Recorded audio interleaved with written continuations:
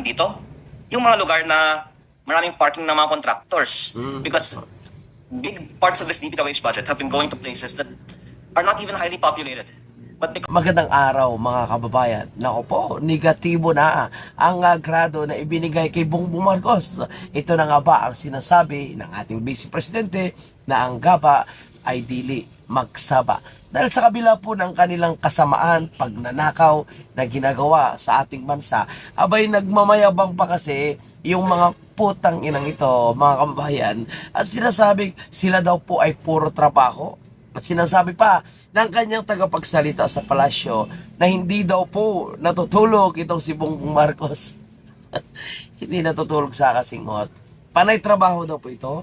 Kahit Pasko daw ay nagtatrabaho, bagong taon daw ay magtatrabaho itong si Bongbong Marcos para matapos ang pending po na budget para sa taong 2026. Mga kabayan, no? Ngayon lang nangyari na nagkaroon ng negatibong grado ang isang presidente. Nagpapatunay lang na talagang Bongbong Marcos, sinusuka ka na po ng sambayan ng Pilipino at napakalinaw po na si BP Sara ang gusto ng taong bayan na pumalit sa'yo. Kaya kahit magsanib puwersa pa ang lahat ng mga demonyo, magsanib puwersa pa yung mga dilawan tae sa gobyerno laban po kay Vice President Sara, ay hindi po sila mananalo. Nakita niyo naman mga bayan, kung ano-ano po mga pinapalabas nila na mga fake allegation, may Madriaga pa sila, CIF, at kung ano-ano pang paninira sa pamilya Duterte, paninira sa home base nila na Davao City. Mga bayan, nakikita kasi ng tao kung gaano magtrabaho ang Duterte at kung ano ang ligasiya na iniwan po ng ating Tatay Digong.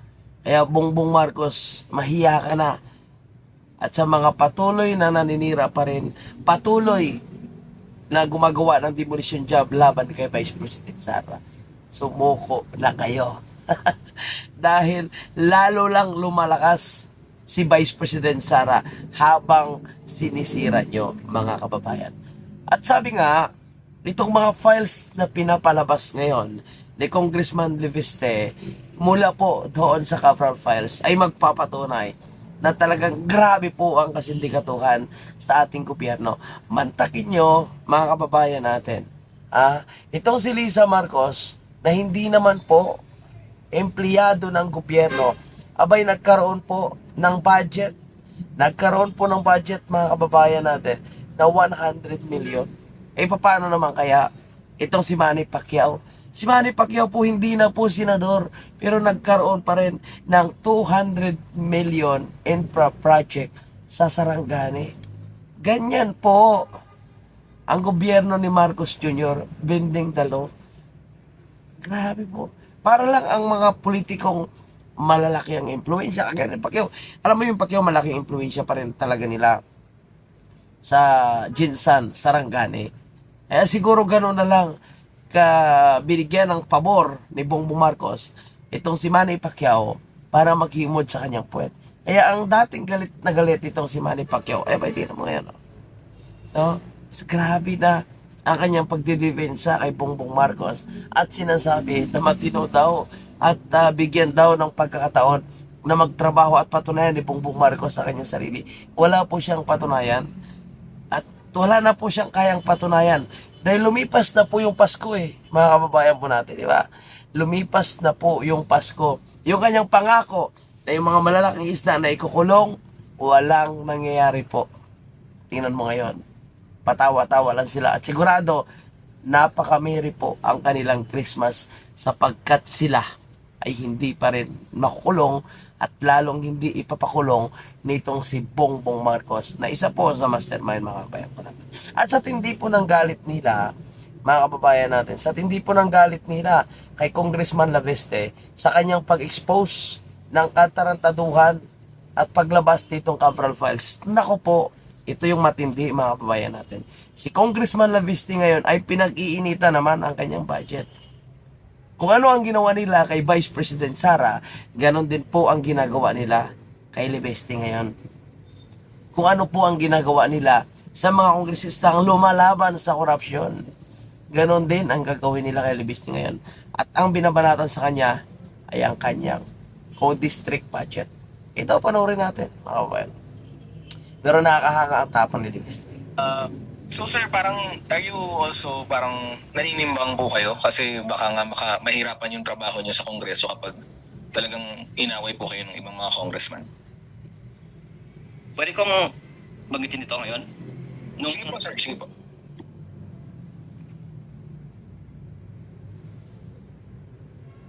Noong October 16, nag-press briefing ako tungkol sa mga contractor appointees ng DPWH na ako ay nagpapasalamat.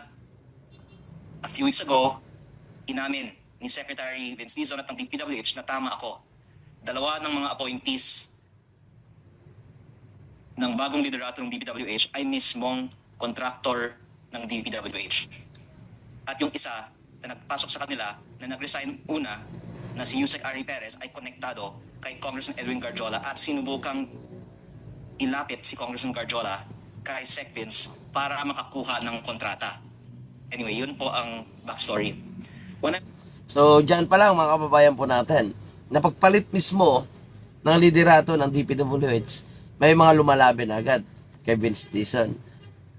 Kaya nakita natin ngayon mga kababayan natin nagpalit man ang liderato sa DPWH, may nangyari po bang pagbabago? Wala Kasi, tingnan mo kung paano nila pinipilit ang 20 billion na insertion sa sinasabing farm to market road.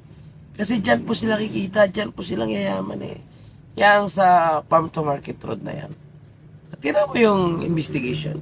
September pa lang nasa kay, nasa kay Vince Dizon na yung listahan ng mga budget ng bawat kongresista. Alam mo, ako naman, kahit sino man yung kasama doon sa mga listahan ng Cabral Files, wala naman tayong puproblemahin doon, lalong-lalo na kung sana ay ginamit sa tama. Kung baga may mihura ba, may outcome yung pera na inilaan sa kanila. Kasi kagaya nito kay Lisa Marcos, mga kababayan. Yung kay Lisa Marcos, mamaya ipi-play natin ulit, yung sa balita. Nagkaroon siya ng budget na 100 million. Hindi man natapos yun. Kasi upon bidding pa lang, failure agad. So, nasaan yung 100 million? Yan, ang mga katanungan na napakatindi na gustong magkaroon ng kalinawan ng taong bayan.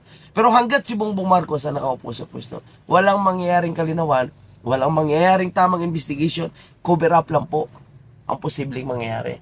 And kita nyo ngayon mga kababayan po natin, lumipas na nga yung Pasko, hindi pa rin napakulong ni Bongbong Marcos.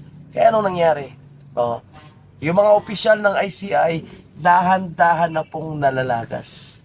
Umalis na kagaya nito, si Ma'am Rosana Fajardo. Sabi niya natin, hindi siya magre-resign. Dahil gusto niyang gampanan ang ibinigay sa kanyang katungkulan dyan sa ICI. Gusto niyang mapanagot ang mga tunay na mga magnanakaw. Pero ano nangyari? Di ba? Nag-resign. Kaya itong ginawa ni Congressman De Peste, talagang pag-iinitan ito. Kasi ito si Bujide ay bata rin ito ni Lisa Tanas. Kaya kung umalis si Tamba, Bujide, pareho pa rin. Tuloy tayo. When I was giving that press briefing, may tumawag sa akin na mataas na opisyal ng DPWH on behalf of Sec Vince Dizon. At ang pinag-usapan sa telepono ay ang budget ng distrito ko. Nako. Ayaw ko naman na maapektuhan ang budget ng distrito ko dahil sa ginagawa ko ngayon. Pero ako po ay nagtitiwala na dahil tama naman na malaman ng publiko ang budget ng bawat distrito. The fact na tinawagan ako tungkol sa budget ng distrito ko sa gitna ng ating press con alone is proof na ang budget ay ina-allocate din for purposes other than the need of the districts. At minsan, ito nga din ay ginagamit bilang leverage over members of Congress. Pero nagtitiwala po ako na hindi maapektuhan ang budget ng distrito ko dahil sa ginawa ko ngayon. Alam mo, no, nakakaawa po itong si Congressman Leveste. Dahil unang-una, iniisip niya pa rin po yung kanyang distrito. Pero ganun talaga ang mangyari. Ito talaga yung consequences na kanyang kakaharapin dahil sa kanyang pagkanta, mga kabayan.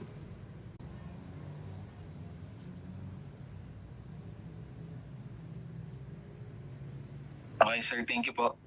Pero yan po ang dahilan na pinatawag ako noong October 16 sa gitna ng press briefing para ipaalala sa akin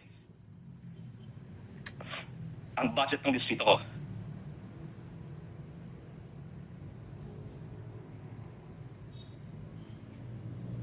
Grabe, no? Ipit na ipit ang kanyang budget, no? Kawawa talaga si Leveste.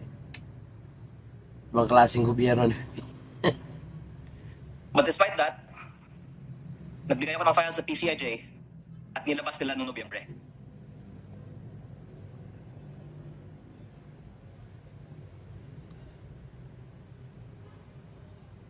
Sir, sorry, kakapasok ko lang po. Merong statement po si Yusek Claire Castro. Ang sabi niya, babasahin ko po sir ha. Sabi niya, why should this representation prove the alleged Cabral's files he claims to possess? He has started bragging about them, so it is his responsibility to prove their authenticity. Why should he shift his responsibility to others? We are not even aware if what he is in possession of are mere altered or fabricated documents. Yes, I think that's from her vlog an hour ago, and I already responded to it earlier in this, which is, I'm surprised that she hasn't talked to Sec Vince based on her statements, because Yusek Claire Castro will make a fool of herself, because Secretary Vince and many others will confirm the authenticity of the files that are uploaded. Alam mo ito si Claire Castro, kahit anong gawin niya, kahit anong deny niya, yun nga po, no, malalaglag lang po siya dito. Damay na po ito si Claire Castro dahil isa na po siya sa nagko-cover up, nagpapakalat ng kasinungalingan. Kasi sinasabi nila na labanan ang fake news. Ilabanan nila yung kanilang sarili, mga putang ina nila. Bakit? Sila nga po yung nagpapakalat ng fake news eh. Itong Cabral files na ito na nilabas ni Congressman Leveste, dapat suportahan nila. Dapat sila rin yung magbigay ng kalinawan. Diba? Dahil unang-una sila yung nasa gobyerno, sila yung nasa Malacanang. Imbis na gumawa sila ng paraan para linawin ito, patunayan ito. Ayan, nandyan kay Vince Dizon, nandyan sa ICI. Oh. Kaya nga nilabas na ito ni Leveste. Kasi ayaw niya na ang taong bayan ay pinipressure siya nasaan yung mga files na sinasabi mo. Nakita mo kung gaano po siya pinipressure ng mga congressman ngayon. Lalo na po itong si Ridon, na yung kanyang mismong party list ay involved din pala sa anomalya. At may budget na 150 million na naka-allocate doon sa Bicol. Pinipressure siya. So para patunayan na talagang ito may Cabral file, so ito ilalabas ko na. Ngayon nilabas na, dapat ang magpapalabas dyan nung ibang files naman para patunayan na totoo man o hindi itong nilalabas ni Congressman Leveste, dapat ang DPWH. Yung ICI kasi sinasabi ni Congressman Leveste na sila po ay may kopya pero hindi nila nilalabas.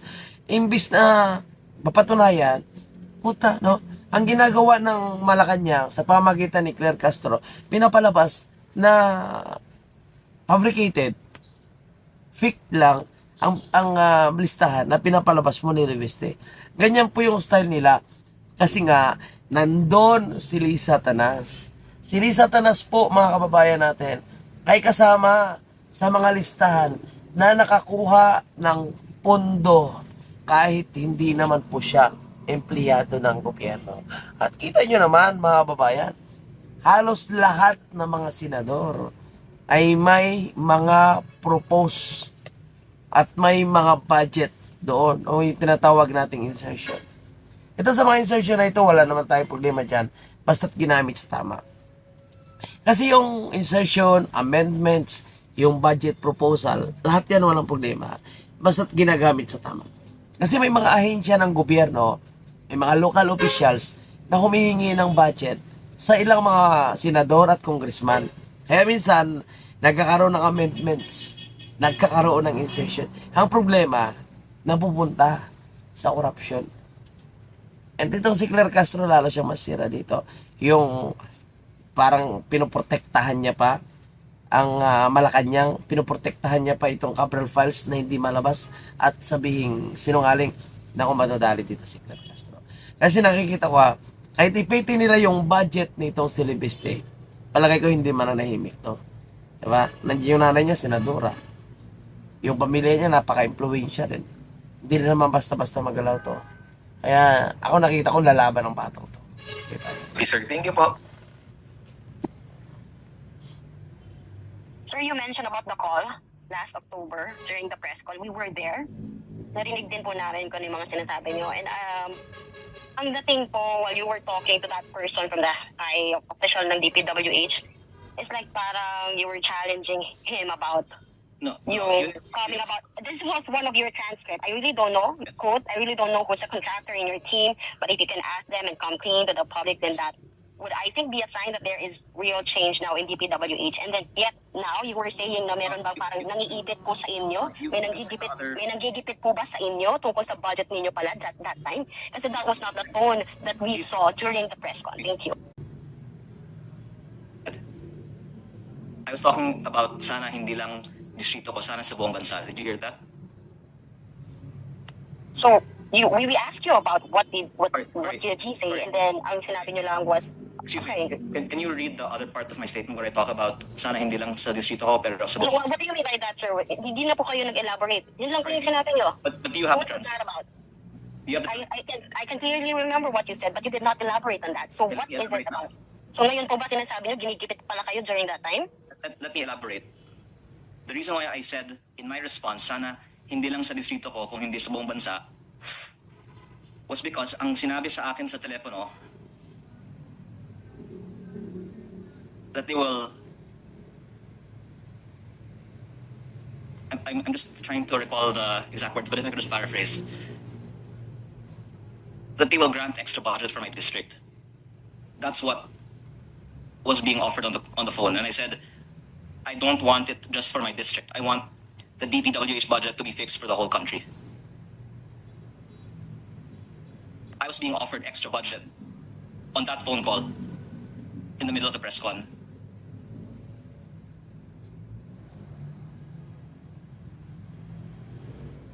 And I'll say, Kindly elaborate, sir. okay.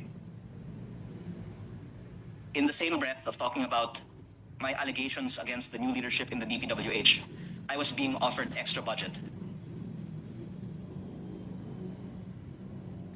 In the same breath that I was questioning, So lumalabas pala dahil sa pagiging maingay nitong si Congressman Libeste ay gusto siya ooperan. So parang sinusuhulan na rin siya. Buti na lang hindi siya pumayag. the DPWH budget, I was being offered extra budget. Extra budget. I think that's the more connected thing. Budget po saan? Ano pong detalye dito, sir? Kindly please elaborate us. Thank you. I'm asking for extra budget for classrooms in the first district of Batangas. And on the phone, I was told, we will give you extra budget for your district. If you read between the lines, that means you don't question our budget and we'll give you your budget. Wow. That's what I'm saying. Oh, so you were asking for additional budget sana for classrooms po sa inyong distrito. Let me And explain. My argument from the beginning, also publicly stated, is that there should be logic behind the budget allocation, and the current system disadvantages certain regions. NCR has the lowest, but there could be arguments for and against that. And then Region 4A is the second lowest after NCR. And there are many districts in Region 4A that are much like the rest of the country, and so should not be treated like urban districts, like mine, the most rural district in Batangas. And yet we have a very low budget per capita. That's why I've been arguing we should redo the whole DPWH budget system so that districts like mine can get additional budget. Okay, so if you looked at what my proposal is, dagdagan ng budget ng distrito ko at ng ibang mga distrito na disadvantage sa current system sa buong bansa. At tinawagan ako para sabihin, yung para sa distrito ko, ibibigay nila. Huwag ko lang guluhin yung DPWH budget system sa buong bansa. Grabe, mga kababayan po natin. Kaya huwag kang magtaka ha, kung halos lahat ngayon ng mga congressman ay kasabwat nila sa pagnanakaw sa ating pera. Sa pera ng taong bayan. Kasi ang style nila, kapag magingay ka, kapag may na-discover ka na anumang anomalya at korupsyon, kasi hindi katuhan, sabihin nila, tumahimik ka na. O ito, dagdagan namin ang budget mo. Pera ang ginagawa po nila. Same thing po sa ginagawa nila para mapatahimik po itong si Vice President Sara. Para ma-impeach si VP Sara, para kasuhan si VP Sara. Lahat po ay ginagamit nila ang pera ng taong bayan. Panunuhol. O, tingnan mo. Imagine mo ha, yung mga nagsasabing anti-corruption advocates. Nandyan po yung Bayarang Pare, yung clergy na yan. Nandyan po yung Sheila Shilo Magno. Nandyan po sila Mendoza. Nandyan po yung mga NPA. Yung Makabayad Black. Nandyan po yung Akbayad ni Risa Tanas. Tahimik po sila sa usapin ng pagnanakaw ni Bongbong Marcos, Martin Romualdez. Mantagin mo ha, magrarally po sila. Ang mastermind sa corruption, Bongbong Marcos, Martin Romualdez, ayan si Sandro. Ang dami po, billion, hundred of billions ang kanyang budget. Pero walang mayora. Ang dami pang mga ghost projects of standard sa kanyang nasasakupan. Ayun po yung sa expose ni Manong Chavez. Pero si VP Sara ang gusto nilang mag-resign. Si VP Sara ang kinasuhan sa ombudsman. Tahimik sila sa issue ng PhilHealth. Sa pagbenta ng reserve gold po natin, pucha, tahimik po sila. Oh, ang dami po. Yung kawalan po ng edukasyon, yung classroom, out of 1,700 na target, 22 lang po yung napagawa. At alam mo, sino ang gusto nilang sisihin? Si Vice President Sara. Tandaan natin, si VP Sara ay hindi na po sekretary ng Department of Education ngayong taong 2025. Diba? Maaga po siya nag-exit. Si Angara na po yung sekretary. Pero ang gusto ni Claire Castro na sisihin, kaya ang ating Vice Presidente, diba napakatanga? So ito po yung ginagawa nila ngayon kay Congressman Leveste. Tumahimik ka, o ito, dagdag budget, nakawin mo. Grabe, mga kababayan. And then what did you do po, sir? Did you give in? Isn't that a bribe? Exactly, and that's why tuloy-tuloy akong Good job. nagka-question pa sa DPWH budget system sa buong bansa. At yung mga tatamaan dito, yung mga lugar na maraming parking ng mga contractors. Because big parts of this DPWH budget have been going to places that are not even highly populated. But because that's where the contractors have seen that they can have the most lucrative projects. And instead, if the system is applied, then it will instead go to districts or areas even that need them and not necessarily where the contractors can make the biggest profit. So the fact that I am continuing to question the DPWH budget system is me showing na hindi ako mabibili Good ng job. anumang budget.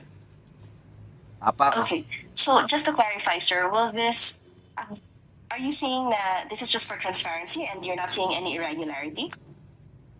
Ang ICI at Ombudsman ay gumagawa ng mga investigasyon pa tungkol sa mga irregularities. Linking, for example, the proponents of projects to the contractors who are eventually awarded the projects. The budget data is a starting point. There might be some cases where prima facie the proponent is linked to the contractor and that is an irregularity. But in other cases, there might have to be some further research on if there is a relationship between the proponent and the contractor, and maybe AMLAC can help find out if there was a financial transaction behind the insertion. But I think the most irregular thing here is bakit itinatago all these years yung budget per district data ng DPWH. At babanggitin ko lang din po na Siyempre, talagang itatago nila yan para hindi nga makita. Yung purpose naman po yun, para hindi malaman na mayroon po silang ginagawang kababalaghan. So ito nga, kawawa po itong si Congressman De Veste dahil hindi lang po ginigipit siya personally, kundi ang budget niya po sa kanyang distrito. Ito po yung kanilang ginagawa. Kaya para masolusyonan po ito mga kababayan po natin, dapat umalis na po dyan si Bongbong Marcos. Kasi ang tunay na rason kung bakit nangyayari ang putyang inang napakatalamak na korupsyon sa ating gobyerno ay dahil nga itong si Bongbong Marcos walang iniisip kundi magnakaw na magnakaw. Eh tama lang ibinigay na grado po dito kay Bongbong Marcos. Ito balikan lang natin mga kababayan. Sabi ko nga sa inyo, mantakin nyo, si Manny Pacquiao, hindi senador, hindi congressman, nagkaroon ng budget. Si Lisa Tanas, hindi empleyado ng gobyerno, nagkaroon ng budget. Ito, panoorin natin to. Napanood nyo na. Pero Former balikan Senator natin. Manny Pacquiao allegedly requested for 200 million pesos worth of infrastructure projects in Sarangani under the 2025 national budget. Based on documents obtained by Billionaire News Channel and Politico, Pacquiao reportedly sought a flood control structure in Barangay Ladol, Alabel, and roadworks in Demoloc, Little Baguio, each valued at around 100 million pesos. This even if Pacquiao is no longer a sitting senator, having been defeated in the 2022 elections. Binusisi pa ng Mantakin nyo po mga kababayan po natin Manny Pacquiao, hindi senador. Nagkaroon ng 200 million na budget. Ganyan po kalala po yung corruption na nangyayari sa ating bansa. Tapos, mga kababayan po natin, Lisa Tanas, mayroon pang budget. So, dahil hindi rin makakayanan ng ICI, yung mga inappoint ni Bongbong Marcos, yung paglilinis na ginagawa, pinapagawa sa kanila sa Malacanang, nagsilayasan. Itong mga dilawan na talagang protektado si Marcos Jr., hindi na nila maintindihan ngayon ang kanilang sarili. Kung magpapatuloy po ba silang poprotektahan si Bongbong Marcos? Magpapatuloy po ba sila sa sinasabi nilang alyansa 2.0 laban kay Vice President Sara? Dahil bagsak na si Bongbong Marcos Negative na yung kanyang grado. Kaya ngayon ito, tingnan mo, daan-daan na naman sila bumabanat. Binabanata na naman nila yung ICI, binabanata naman si Bongbong Marcos na mas marami pa yung nagre-resign ng mga opisyalis ng gobyerno sa ICI. Mas nauna pang maubos ang member ng ICI kaysa may makulong na mga malalaking isda. So dito, magkasundo tayo dito. Kasi ganun din ang aking sentimento dyan. Mas nauna pang mag-resign yung opisyal ng ICI na nag-iimbestiga sa flood control anomaly kaysa iniimbestigahan po nila, kaysa sinasabi ni Bongbong Marcos na makukulong, wala pa rin. Si Martin Romualdez, nagkukunwari pa rin walang ninakaw at sinasabi ng Merry Christmas pa sa ating mga kababayan, samantala sila nga yung utak ng napakalaking iskandalong korupsyon na ito. Kaya para mapanagot po sila mga kababayan natin, kailangan natin ipaglaban si Vice President Sara para magkaroon po tayo ng tamang hustisya. Sa gobyernong bangag, wala tayong maaasahan, kundi puro kasinungalingan. Kaya tuloy-tuloy po tayo mga kababayan po natin. At sa mga kababayan po natin makapanood ng video ito, umabot dito, abangan nyo po yung Tayo Kami Naman signature campaign. Iikot po tayo ngayong araw po sa Quezon City, Batasan, at the same time sa Novaliches para mangalap ng mas maraming perma para po sa pagkwestiyon ng legality ng pag-aresto kay Tatay Digong. Pauwi natin si Tatay Digong sa Pilipinas. Buhay po kayong lahat. Mabuhay ang bansa Pilipinas. Hanggang dito na lang. Maraming salamat and God bless everyone. At Happy New Year.